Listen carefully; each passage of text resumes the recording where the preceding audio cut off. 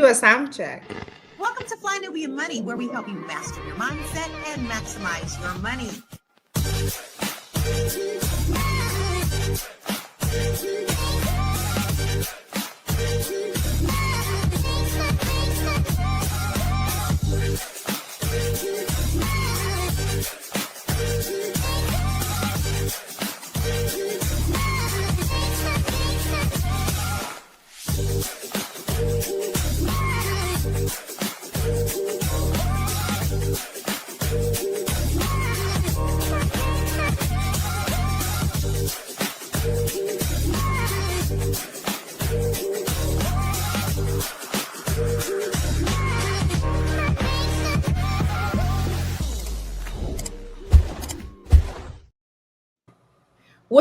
What's up, everybody? It's Fly Nubian Money, where we help you to master your mindset and maximize your what?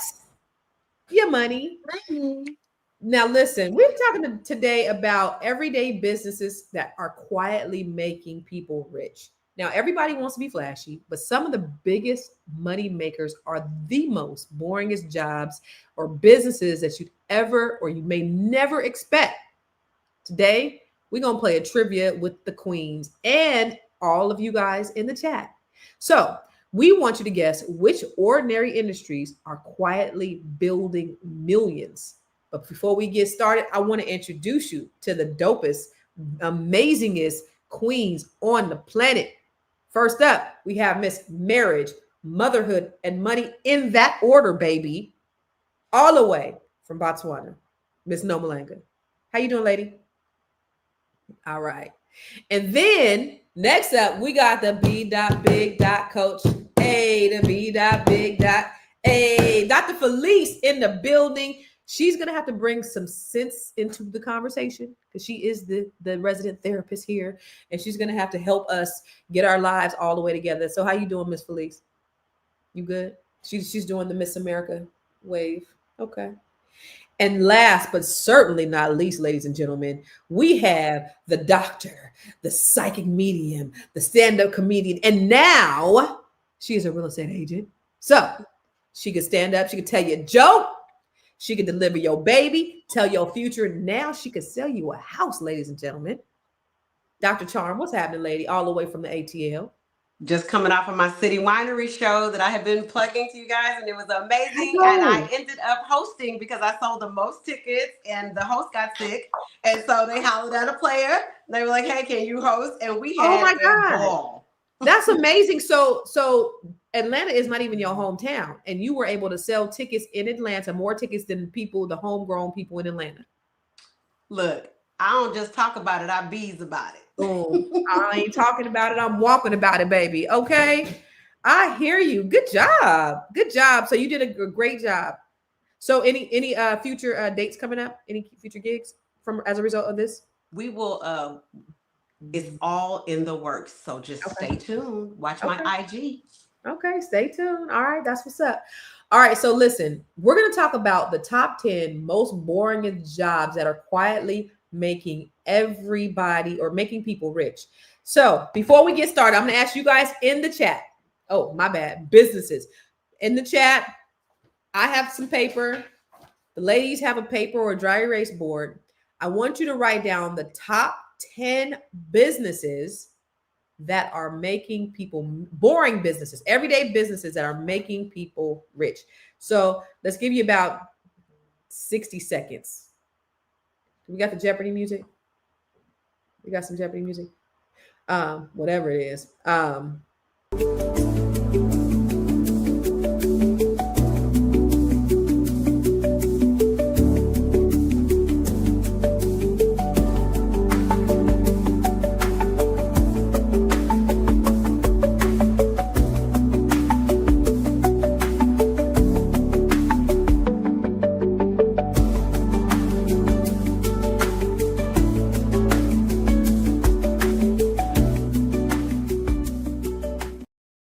Run that again, run it again, run it again.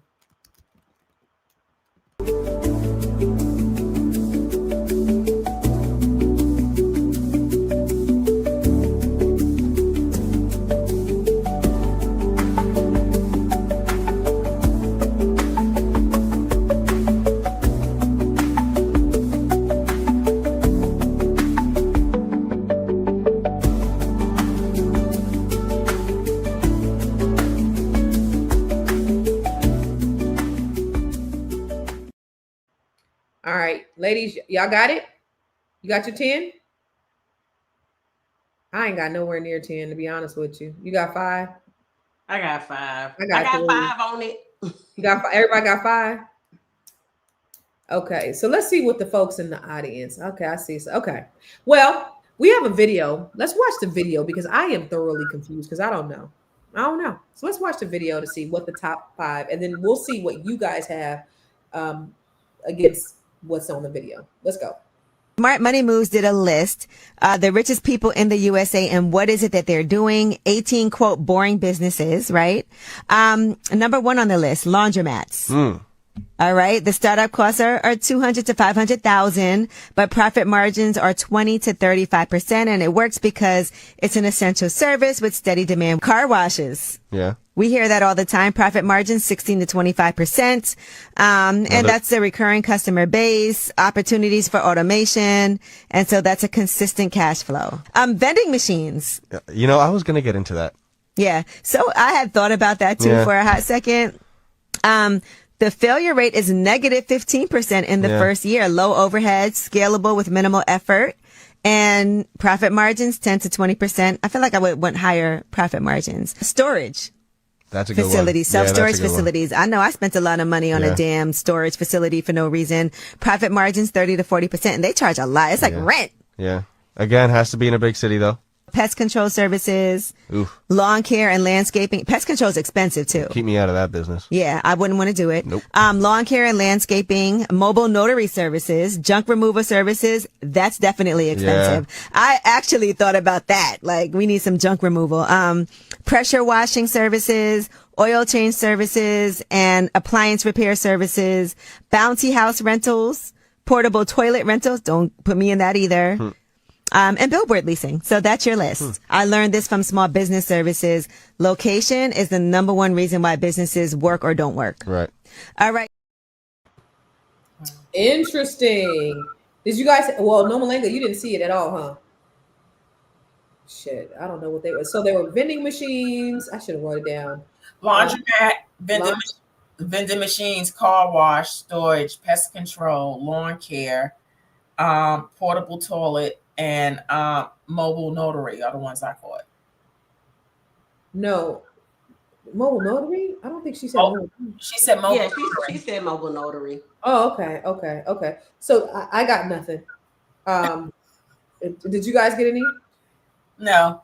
Yeah, I got because I had looked into. I actually did a whole program where they teach you how to do the vending machines, and so I'm still thinking about doing it because it's pretty low investment and you can get a used machine, and so people, especially because the pandemic happened, that really because people couldn't leave, and so they were having to be at work, so that really blew up over the last 5 years. But yeah, I had vending machines, I had coin laundry, waste management and solid waste, like anything to do with that, and then I had trucking logistics because that's based on like what how much the truck has on a load, and so if you're able to like navigate that, there's commissions off of that. And there was another one I had. I put like financial planning, like tax accounting or financial planning, because I would think that would be boring, but maybe to the accountants it's interesting. Yeah. Okay. Well, shoot, you got quite a bit of them. What about you, Noma? Out of the list that you just heard, did you have any of them? My 5 were car wash, laundromat, dog walking, house sitting, and catering. And I only put those because I used to create those lists for businesses that have low overheads, and they're usually boring businesses, but you can get started without needing like equipment and stuff like that, or little. Yeah. Felice, you didn't have any on the list? No, I said accountant, bookkeeping, janitorial, HVAC, plumber. Like, I thought those were the ones. I know they make money. Yeah, those are, those are the trades I think we always talk about, because that's what I got. I was like, I got construction, plumbing, welding, but I didn't think about, the vending machine. In fact, about 20 years ago, my dad had some money and I had him invest in vending machines. I think he still has a couple at his house. And it depends on, location. You can get somebody to let you come in and put the vending machines in. If you have good quality vending machines, those are all factors as well. The church that I went to, I left the church because they wouldn't let me put my vending machine. That's what my cousin always say. Hey, remember that church you left because they wouldn't let you put the vending machine up in there? I was like, first of all, that's the reason why. Okay. All right. Yeah, I was my last job, I was a national sales manager for a farmer program, and one of my reps, I think he's in Pittsburgh. He had a vending machine route, and he was making like 25,000 a month, and he had a full-time job as a sales rep. And he said that the business had gone down, so he wasn't bringing in 25 right now, but he was still bringing in probably at least half. But it was like during the pandemic, it really hit. And a lot of times the scale up for those, if you buy a route, and I think that's what he did. He bought a route. And I know a guy here in Atlanta, he bought like a route that somebody had like 12 or 13 vending machines. So then you already have a built-in route and you don't have to work as hard, and it's already bringing in money. So would you, any of those on the list, would any of you guys think any pique your interest? I would do a laundromat. Why? Because I think it's necessary, especially in communities where there's a lack of resources. Mm-hmm. And so they may not be able to have a wash and dry in their home, but they still need to be able to have access to something where they can have clean clothes. Mm-hmm. So I would want to do that. I would want to do a laundromat. Okay. What about you, Dr. Charm? Like I said, I would. I've already looked into vending machines, and it's still it's on the real estate is like precedent right now. But I would like to take something and reinvest it into the vending machines and just start with one or two and just see what happens.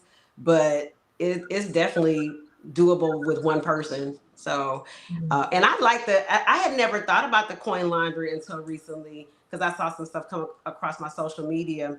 But people that are clean, they're going to want to have clean clothes. And not everybody has a washer and dryer. So you have to think about stuff like that. What about you, Nomalanga? Any out of the list that you would want to? I like stuff like laundromat, vending machine, which doesn't require me to do much except go collect the money. You got to collect the money. And you got to shop.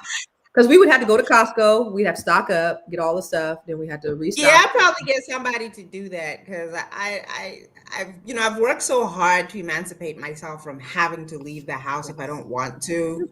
So so a lot of times I can't be bothered with stuff that starts to pull me out of the house when I don't want to. Mm-hmm. I like what C. White said. She said a parking lot. That is a great moneymaker that even if it's so say you own like a parking garage, but even just a lot where you have trucks come and just park and they pay monthly to park, that is a great business. Actually, some folk, we thought about doing that some years back around the pandemic.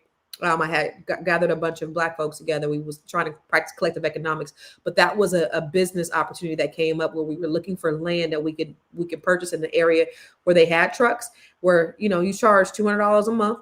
They could just park their trucks there. And you have, 50, 60, 100 trucks being able to park at your thing, you winning. Tanya said a campground. My friend, her boyfriend has storage units, and those make a ton of money, even more money than investing in real estate in some cases. And so that's been very lucrative for them.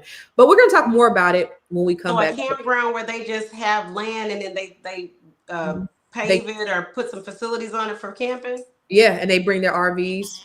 Yep, and then they just camp out. But we'll talk more about it after we come back from the break. Woo! It's a good show right here. But I'm biased. If you are just tuning in, you are watching Fly Nubian Money, where we help you master your mindset and maximize your money. My name is Tiara Williams. I'm also known as Miss Black Hollywood, and I'm the proud producer of this show because it is lit. If you want to receive notifications for when we go live Monday through Friday, 1 to 2 p.m. Eastern Standard Time. All you have to do is text the word Queens to 87948. That's Queens to 87948. That's QUEENS to 87948.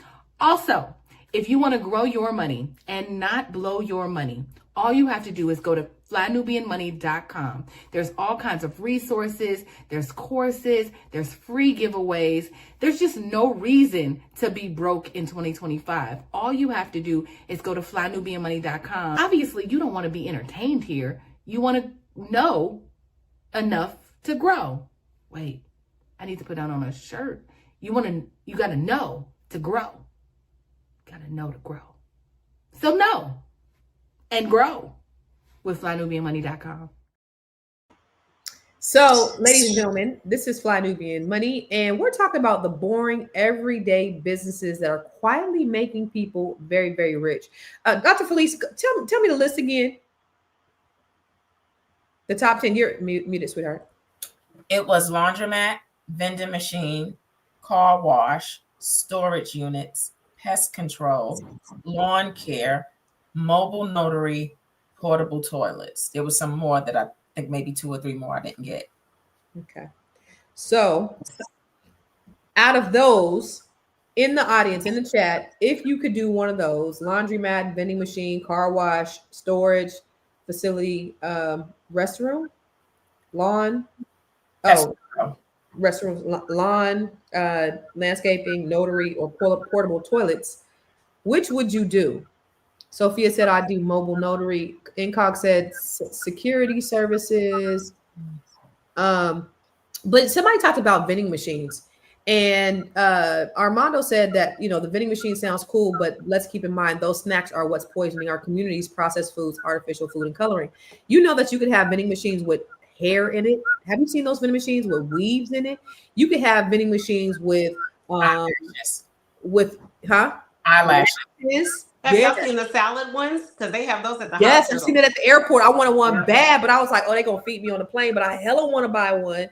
I seen vending machine. I mean, of course, you can buy like chargers and headphones. So it's more than, and you want, like, for something like that, you really want to be in an airport, for like, chargers and phones and things like that. And you can put healthy snacks. Like, I mean, to me, and that was kind of something I struggled with, being that I'm a naturopathic doctor, and I was like, I didn't want to get a vending machine and have like all junk in it. But I'm thinking about when I eat out of the vending machine, a lot of times I may grab a Snicker. I mean, we don't eat like that every day, but you can mix it with some Smart Pop or healthy popcorn, some peanuts, some cashews, fruit snacks, and other little things.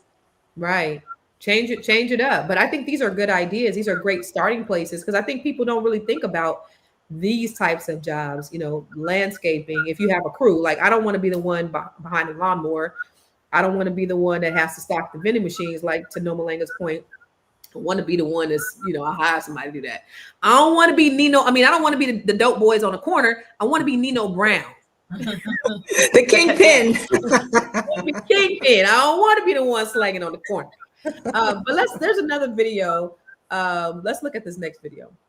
Boring business ideas that'll make you a millionaire. Here's how owning a bunch of these ice machines can retire you from your job today. Here's the math. The average one of these machines produces roughly 900 bags a month. Now at $2.50 a bag, that creates $2,250 monthly. It costs roughly $20,000 to finance one of these bad boys, and with 10-year terms, that comes out to about $138 a month. The area where I live, the operator has about 7 of these bad boys. 7 times $22.50 a month, that comes out to $15,750 monthly. That means he's making $189,000 in revenue. The reason why this is such a great business model is because look at it. This takes no employees. Minus your finance fees, maintenance, and the water to run this bad boy, you're roughly pulling in about $165,000 a year. Plus, if you're good at negotiating, gas stations like this one won't even charge you for rent because they think it's a value add to come bring more business to them.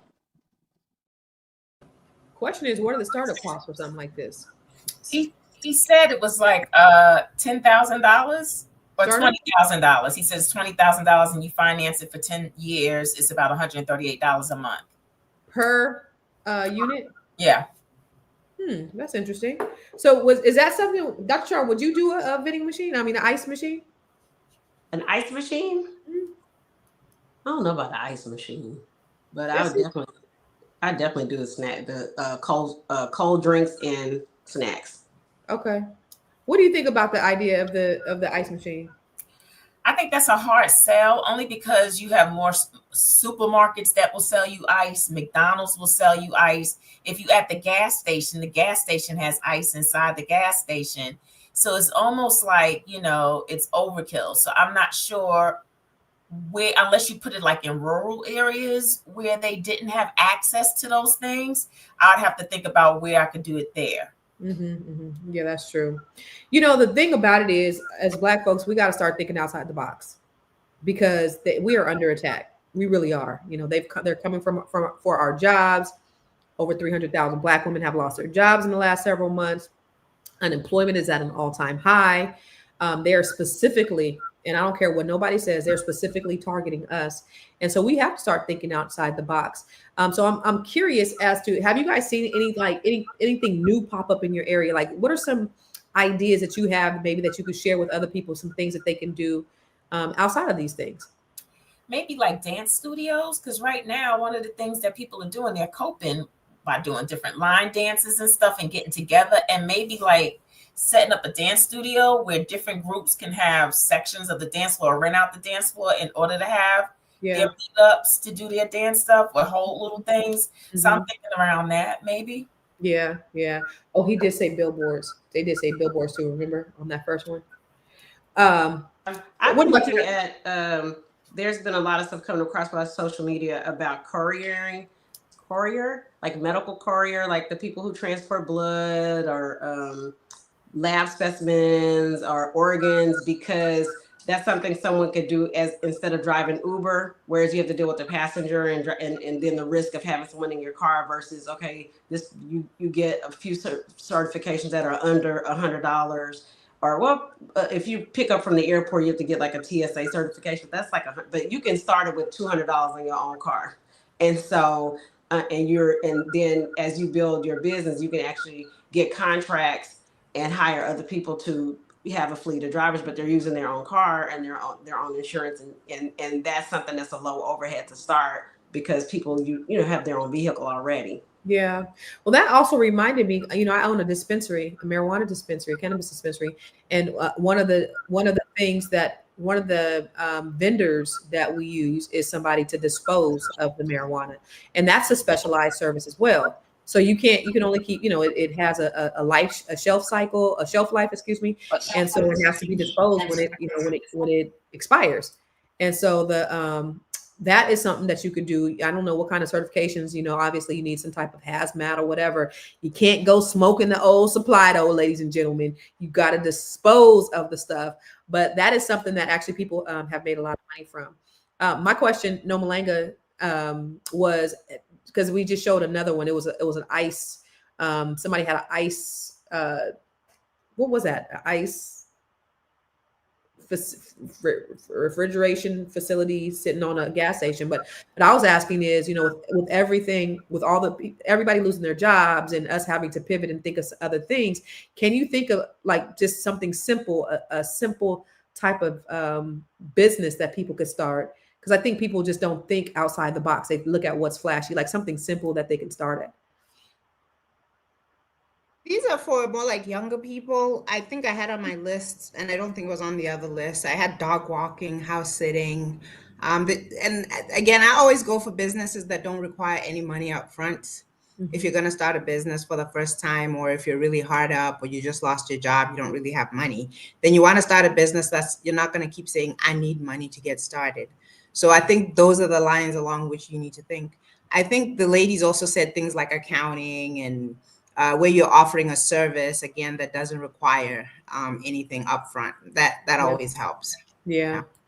Mark said headshot photography. And I'm going to tell you, AI is putting you out of business if you get a headshot photography. Because and you need a camera. Well, you need a camera. One. But AI, all you got to do is upload a bunch of pictures in AI, and they will have a picture of you. What do you think my new business pictures are? Those are AI. Those aren't even me. I just uploaded my pictures. They took my face and they put my face on a with a in blazer business on. Suits. Yeah. So that's what they do now. Certain like brand shoots and stuff like that. Of course, I can't get AI to do that. But like if I just want a headshot, AI, it got insta headshots. AI, boom. That you're welcome. Well, I think something that people don't think about is look at what skill set that you have that you may take for granted. Like for instance, the stay-at-home mom that tutored her kids and might have tutored the neighbor's kids, and so she needs some side income. Okay, start a tutoring business. That's no overhead. You're just advertising word of mouth. Mm-hmm. People, especially if you're over 35, you're going into your 40s, you have some life skills that you could be able to utilize. That's good. So we're going to talk more about it when we come back from the break, but we are talking about boring everyday businesses quietly making people rich. I know You're busy, you got things to do, and you can't take us on the go with you every single day. Good news for you. We are now on Spotify. So if you can't watch us, now you can listen to us on Spotify. Search Fly Nubian Money and all the episodes shall appear. All you have to do is like, subscribe, leave a 5-star rating, leave some comments, tell people how you love us so that when other people come along and are looking for a great show to watch, they can find Fly Nubian Money too. One last thing, and just in case you've been sitting under a rock, Fly Nubian Money now has an investment club. We are the Fly Nubian Money Club. It's easy. All you have to do is go to flynubianmoneyclub.com, and I am committed to bringing in top experts from all industries to help you level up. They're teaching us the skills that we need to compete in this market. We often say that nobody is coming to save us, not the government, but guess what? We're coming to save us. I'm coming to save you with the Fly Nubian Money Club. So listen, all you have to do again is go to flynubianmoneyclub.com. We have a 30-day free trial set up just for you, just for those people that are struggling. Even if you ain't struggling, you ain't got to struggle. I'm coming. Okay, let me stop playing. I'll see you soon. Welcome back. So, ladies and gentlemen, if you just tuned in, this is Fly Nubian Money, where we're talking about boring, everyday businesses that are quietly making people rich. So we have some stats on that. Let's take a look at a couple of the stats. Nearly 65% of millionaires in the U.S. own businesses in ordinary industries like manufacturing, logistics, and services. The global waste management industry alone is worth over $1.6 trillion. Laundromats generate an estimated $5 billion annually in the US with relatively low overhead. So let me share a story with you before we go to the next video. So I have a friend, he was my tenant. I sold all of his parents' houses. I sold his parents' houses, his sister's houses, and then he rented from me. And he had just gotten out of prison. His dad had a electronic waste facility where they would have they would get electronic waste like old monitors and TVs, and they would dispose of it. And he made a lot of money. How do I know? Because I was his finance person. And so then they had a big warehouse. And so, I helped him, buy, get a couple of houses. That he was going back and forth to China. And he was like, kind of like just getting like, we was getting all kind of toys and stuff. So I would have all my friends go to his warehouse during Christmas, and because he always had these great business ideas. So then finally one day he's in China and he comes up with this idea. Him and his friend were drunk, were drinking one night, and it was like, yo, you remember when they used to have the boom boxes back in the day? And it was like, yeah, we should do a boom box, right? So they put together, they kind of drew it out on a piece of paper. They had a little piece of yarn. They figured out how they wanted to do it. Well, the bump box was birthed. I don't know if you know what the bump box is, but that is a $30 million business my former tenant created, and now Trade the Truth, and he's gotten endorsements from everybody.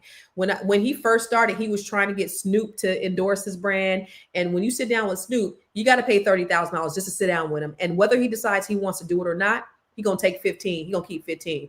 And if he decides he don't want to do it, he gonna leave it on the table. So he connected with Trade the Truth. Trade the Truth hooked him up with everybody from Diddy to DJ Khaled to Michael Jordan. He got, everybody. So now I still do his financing. He's one of my VIP clients. He went from being my tenant to this $30 million business. And wow. But it started out from him doing the e-waste.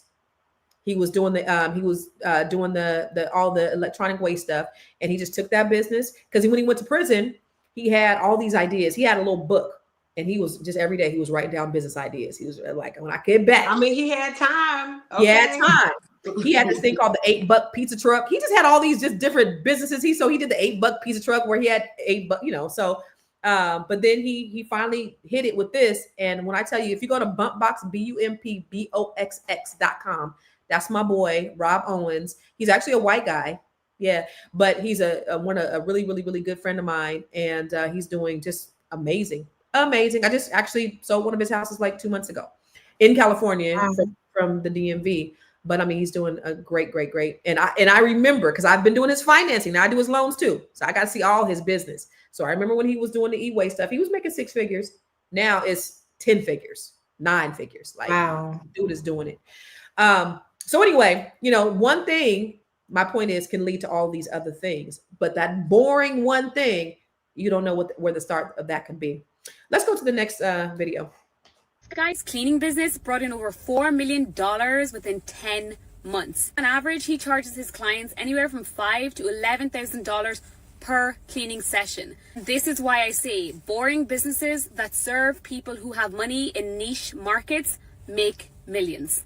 Let's talk about it. Whenever you want to start a business in a low barrier to entry market like cleaning, then you have to think differently to everyone else. You see, most people will follow the generic advice and just try and get any client, most of that being residential clients, Airbnb clients, or even office clients, where the average customer price is not as high as if they went into a really niche market. I talked about this before. Niche markets could be working directly with the government, could be selling to rich people, which is exactly what this man does. He offers cleaning services for private jets and aircrafts, but he doesn't even call it cleaning services, he calls it detailing, which is essentially like luxury cleaning. And his average prices really range from anywhere from $5,000 to $11,000, even higher than that, for cleaning different aircrafts. He has different fees for interior cleaning, exterior cleaning, even add-on services. If you think about it in the grand scheme of things, when he's charging anywhere from $5,000 to $11,000, even more than that, for cleaning someone's aircraft, is that really a lot of money when your aircraft costs $40 million?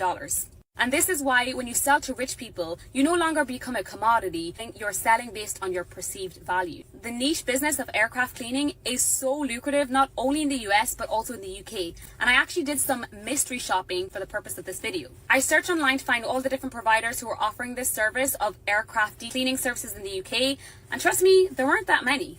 Which means there's opportunity. And most of the providers who are around, when I checked on Companies House, have been around for a very long time. And that's indicative of pretty much a good market. The average price that I was being quoted just for interior cleaning of different aircraft models was ranging anywhere from £560 right up to £1,500. Bear in mind, they have different pricing strategies for cleaning the inside of a private jet, the outside, wheels, if you want ceramic polishing. I mean, there's so many different add-ons. So I could see how easily you could make thousands daily just by cleaning one private jet. Even checked on YouTube and Yo, have you ever thought about something like that? Something that specializes as cleaning private jets?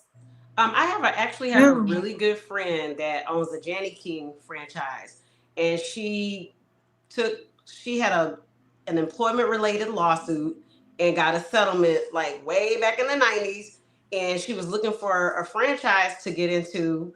And I think she was looking at Subway and then or something else, Taco Bell, and someone said, when she went to look at the franchise, they were like, you don't want to do this, you're going to be having to be here late. And so she was just weighing her options, and she decided to do Janny King. So now she gets contracts for stadiums and like major businesses because she's been doing it.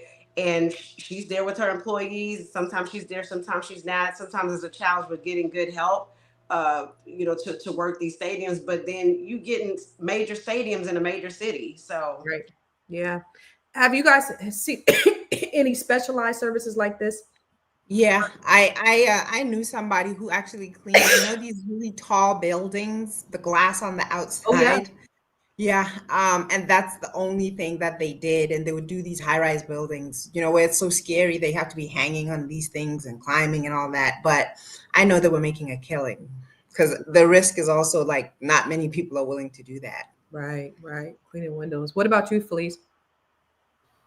Not really thinking outside the box like that. I know that I was trying to get somebody that I know that was in the cleaning business to consider doing something where they did people's Airbnbs so that they would know that they would have consistent money coming in, because those Airbnbs, they have to have like really good cleaning services. And so possibly moving into the Airbnb field with your cleaning service instead of just waiting on one of us to say, can you come clean my house? Like Airbnbs have to get clean. Yeah. Mm-hmm.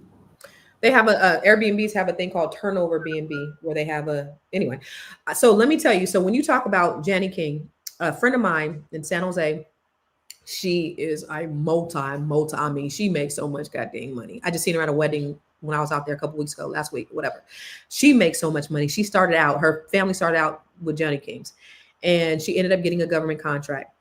Now she is expanding her government contract to do stuff internationally. And when I tell you like multi, I mean, she's she bought a place in cash for $1 million a couple of years ago. And then because she also did loans under me, so she wanted to get her cash out, but she needed to close quick. She had she had $1 million sitting there. She has money like that. But to the point, when you think about government contracts is a way that you could do a ordinary thing and get paid millions of dollars. I live in an area where a lot of people in my neighborhood, and the only reason why I don't do government contracts, I wanted to, but I was like, I don't have the appetite for it. It's going to feel like work for me, but it does make a lot of money. I need to do what I'm passionate about. I can't do something that's making a lot of money. But over here, I was at the Commanders game the other day. I was in a suite. When I tell you, all Black people own these suites. These suites is about $250,000 a year for the suites, and they got a suite. A few businesses went in, but when I tell you, everybody on that row was Black, because they have these government contracts. They've taken something so simple. My girlfriend, she's done over $500 million in contracts. She told me, she was like, Constance, you got to do it. You got to do it. She said, I got one contract that's $1 million. And the only thing we do, it's $1 million a year. I think it's a 5-year contract, so it's $5 million. She said the only thing we do is this is my real estate contract. It's a building we kind of manage. If we go do an inspection once a month, and if there's something wrong, get somebody to come out there and fix it. It's a $5 million contract, managing a government business, a government building. So you have small things like that. When you go, so all you gotta do is you go on sam.gov, you have to have a business, and then you start bidding on these things. But when you go into sam.gov and you look at all the RFPs, they're just like, it be cleaning a plane, or be like, it just, getting parts to and you don't have to specialize in it. You're really the broker. You're really the person in the middle saying, okay, here's what my contract is. Let me find somebody to do the job. And that's how a lot of people got their interests in. You know what I thought about? I thought about this whole topic back when we were having the lockdowns, and how things that you didn't think about that are or patents for things just blew up. Like, for instance, the plexiglass. Nobody used the plexiglass thing in front of the cash registers. Nobody did that except for the banks. But with the pandemic, everybody had to get those little shields put up at the registers, or those little plastic covers that go over the debit card machines. Just imagine the person who manufactured those. They probably increased their net worth by hundreds of percents, or thousands of percentage points. And that's something that I would think would be extremely boring, manufacturing covers for the debit card machine. Right. And I think it's like seeing what there's a need, because I think that's what happens a lot of times is people are like, when I was going to get my hair done, I did not want to call that lady to make my appointment. I was like, damn, I need to invent an online appointment service. Now you have StyleSeat, you got Calendly. I was like, that was my idea. But you got to just see what the need is, and I think most people aren't willing to see the need and try to offer a solution for the need. Let's take a look at this next video. 3 businesses that you probably walk past every single day that could buy you your financial freedom. So keep watching if you're interested. Lint rollers. Every single person probably has a lint roller. No one thinks about who sells them, what make they are, if they need to be changed. It's been the same for years. For example, imagine selling really mini versions that you can put in your bag and you can take away, and making them cute and packaging them really cute so you can take them out. Oh my God, there's so many cute ideas. Take the ideas and start selling these, and you could make millions of this. This is a gold mine. I know, this is very boring, but label printers and thermal paper. Let me tell you something. There's about 30 million people that start a business quite literally every single year, and they're small businesses, and people need these kind of things. This is a little bit more high level in terms of what you're selling, especially the label printer. You can make so much more profit on it. It can be done in a really fun, cute way. It's very basic and it's very boring, but this could potentially be a gold mine. So travel pill organizer. I just came back from a trip and I'm very much into my vitamins, and these things were saving my life because I don't want to take tons and tons and tons of different vitamin things that I want to take. So I would just have one of these, but they're very boring and not really innovative. Imagine having daily ones with aspirational quotes, or little mirror, or aesthetically pleasing. There's so many cute ideas that I can do with this. another gold mine. If you're tired of waiting for the perfect idea, which by the way, there isn't one, start with boring businesses. Boring businesses will make you money, it'll get you capital, it could potentially make you a multi-millionaire. If you need.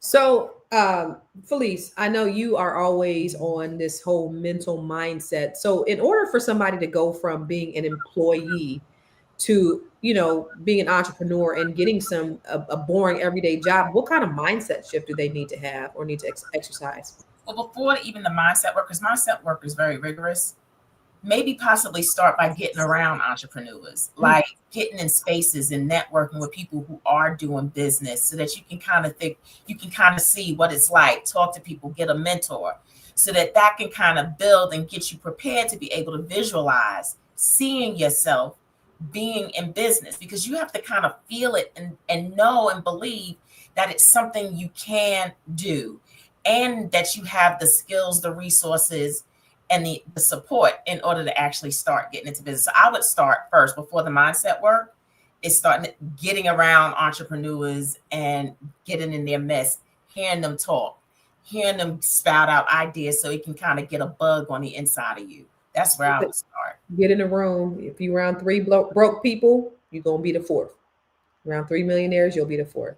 So, Nomalanga, what do you think is the mindset shift people need to adopt in order to shift from being an employee to an entrepreneur? The first thing though is that not everybody is an entrepreneur. I was watching something recently that said actually only 35% of any given population are going to actually be entrepreneurs. Other people are better off just, working a job or having that stability and that, that income that they can rely on. But having said that, I think Felice made a good point that you kind of have to be around entrepreneurs and see what they go through and understand what it is before you can jump into it. I remember by the time I had anything successful, I had tried, I think, 3 different businesses and failed dismally. But the good thing was that I was around entrepreneurs, and each time I was failing, I could kind of be around people who were encouraging, who were succeeding and giving me the tips and the encouragement and the masterminds and all of that stuff. And mind you, this was back, it's been more than 20 years when I first started. But again, it has to be that support system that you can rely on, because if you're really going to run a business or go for it, especially if you're used to working a job, you're going to fail. And so you're going to fail, and you need to be able to get back up and try again. Or when it's down, you have to know how to keep yourself motivated and inspired and be around people who are going to give you that, advice, motivation, encouragement, and so forth. That's being around people. For you, Dr. Charm, my question is a little bit different because you're in real estate. And what I noticed when I first got into real estate, or when I see people who first get into real estate, they look at it as, why isn't my broker doing this for me? Why, they should be providing leads, they should be providing this. And so they come with a very employee-centric mindset into this environment, because they think that that way, well, we making the money, they need to invest in us, when really you're an independent contractor.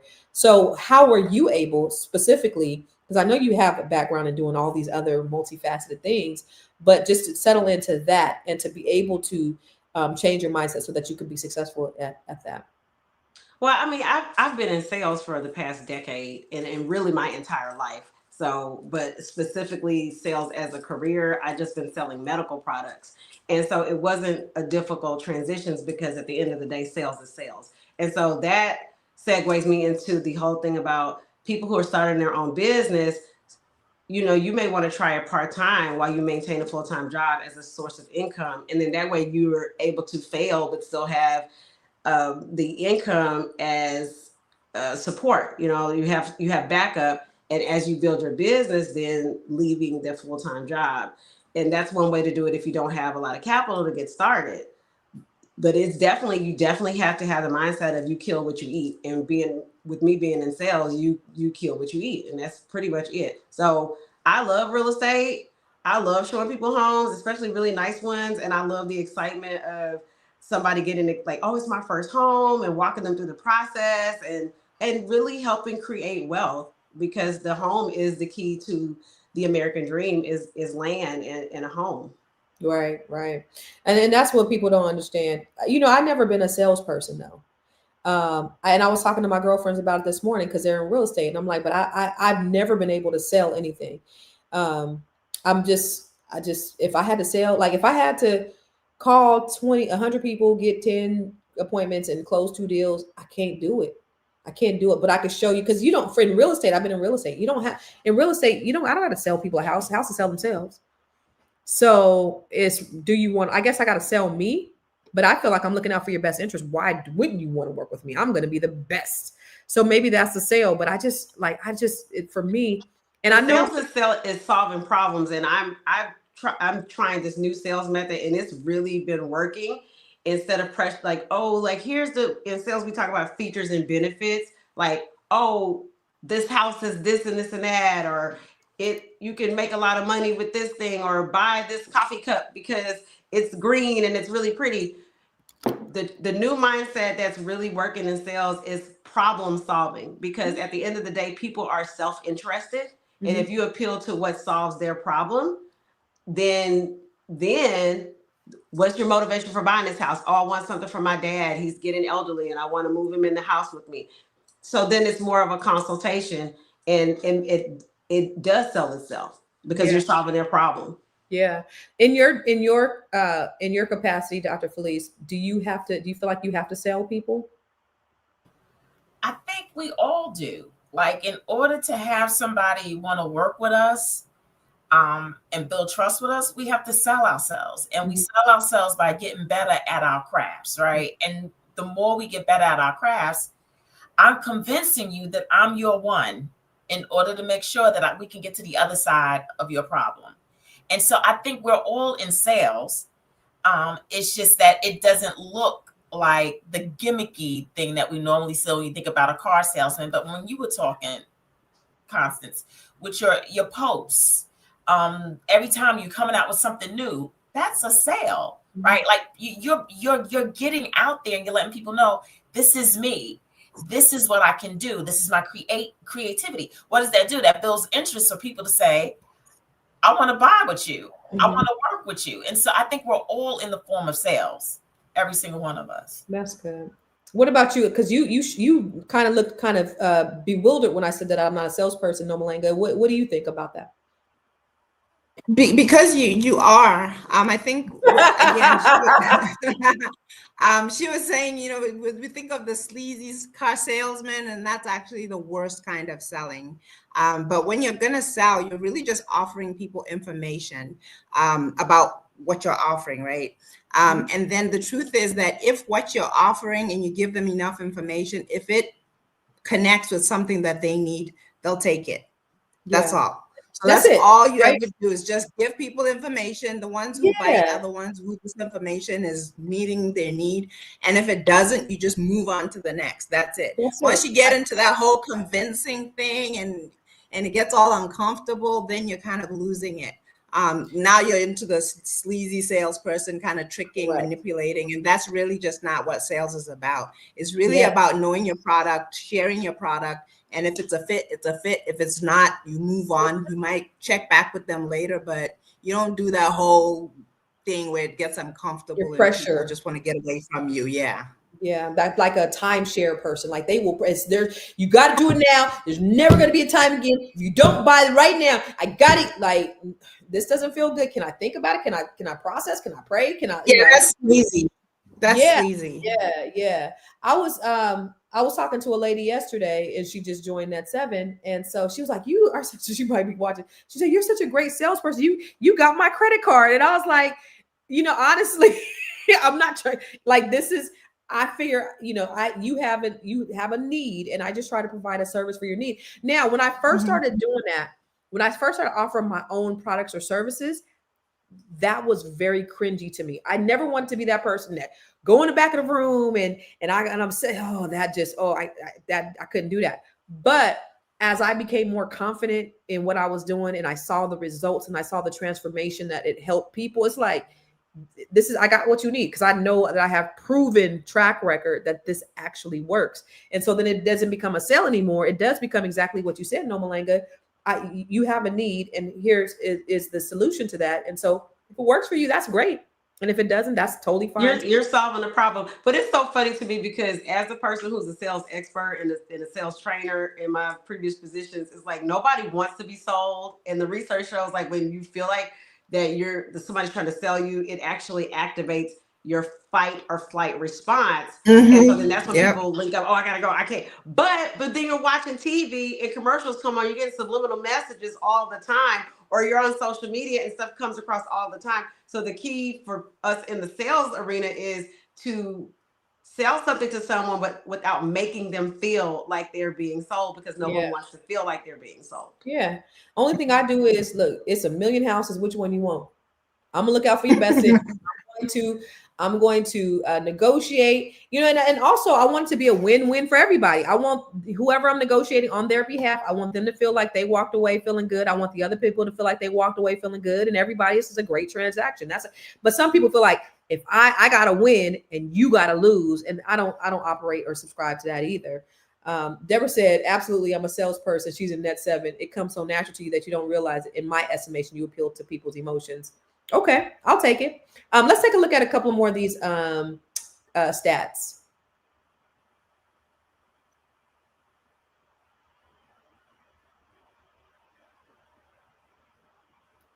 Are you a Black business owner looking to expand your reach?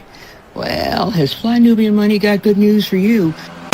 We are building a Black business directory to connect you with customers who need your services.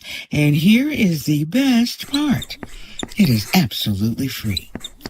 Email us at info@realvirtual.net. Send us your business name.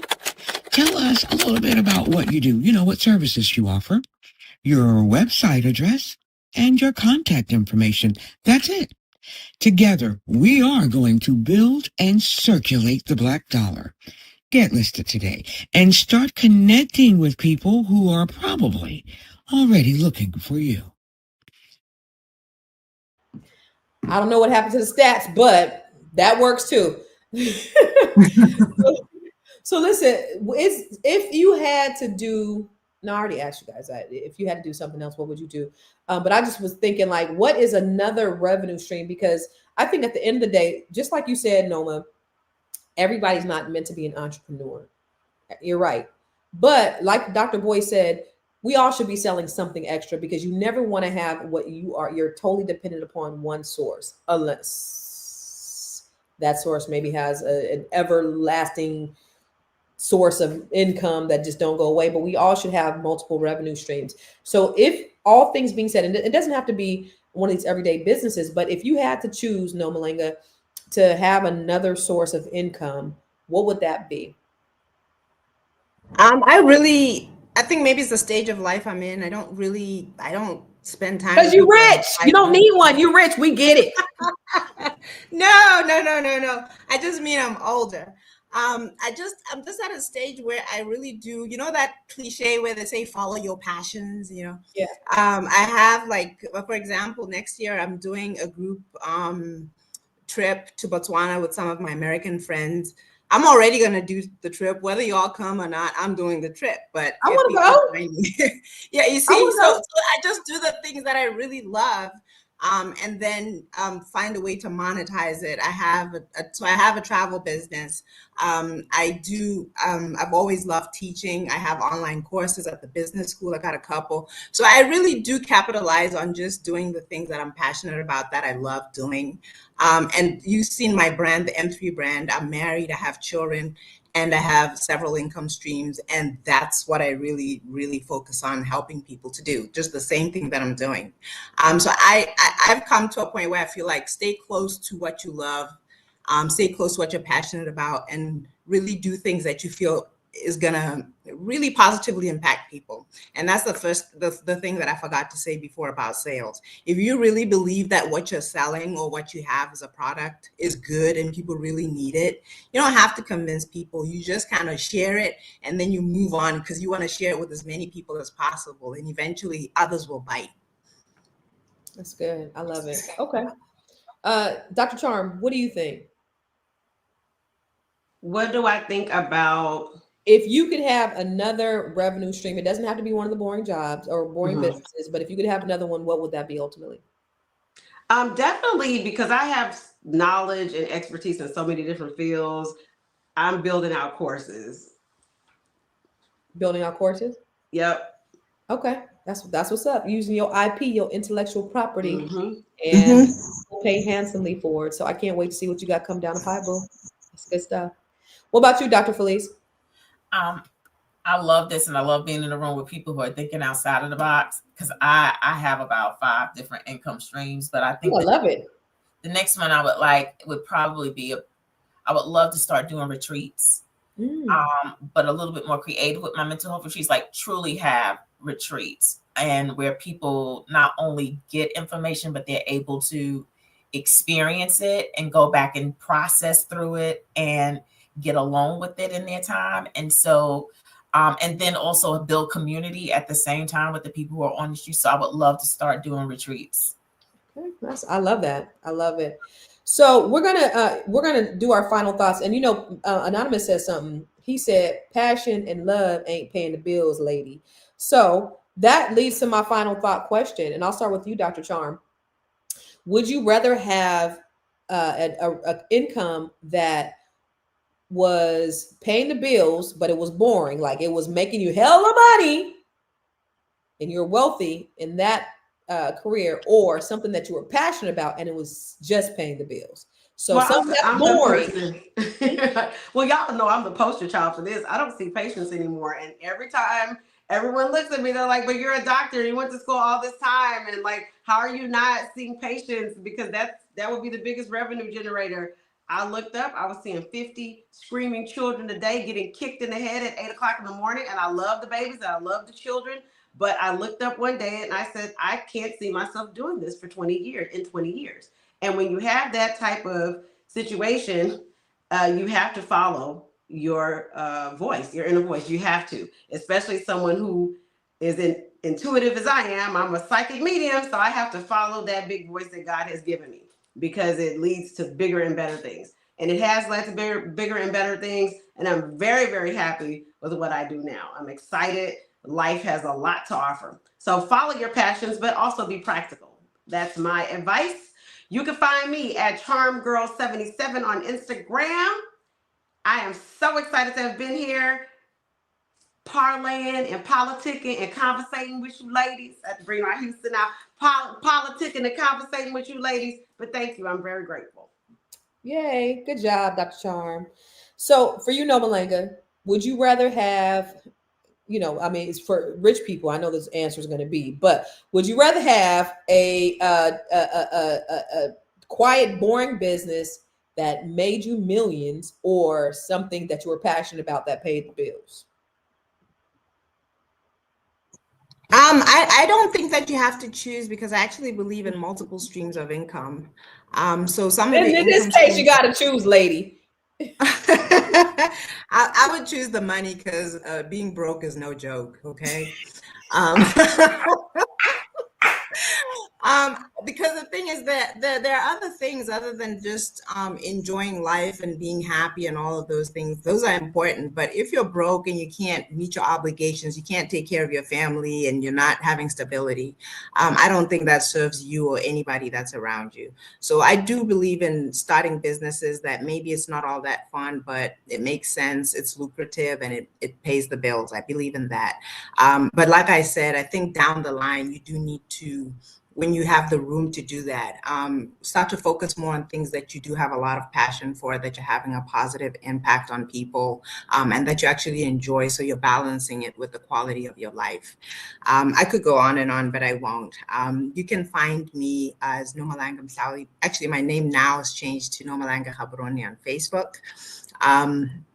I'm also on Instagram as Noma Moses. I have a couple of courses. Incidentally, I have a course that we recorded, I think 10 years ago, and it's still got students in it with Dr. Boyce, and it's actually called Fire Your Boss. And it's about transitioning from working full-time and transitioning to starting your own business. It's called Fire Your Boss. I think if you Google that or going to the Black Business School, you'll find it. And I also always want to mention our charity that's here in Botswana. What we do is we supply sanitary supplies for young girls in school, especially those who are underprivileged and sometimes miss school because they don't have sanitary supplies. So we at Pads for Our Girls supply sanitary pads to them. We also have a girls' shelter for girls that have been abused that we've adopted, and we supply to them as well. So if you would want to donate, it's at padsforourgirls.com. Good job. Thank you. Miss Dr. Felice. So the question goes to you. Would you rather have a job, it pays the bills, and I got to make you broke, a job that you love, that you're passionate about, that pays the bills, or a boring business that makes you millions? So I'm going to choose the boring business that makes me millions because it's going to create the space for me to follow my passion. So it's actually going to lead me into my ultimate. And so that was quick and simple. I'm Felice Hightower Britt, your B-Big coach. You can find me at Instagram at b.big.coach, and you can find me on my website, www.thebebigcoach.com.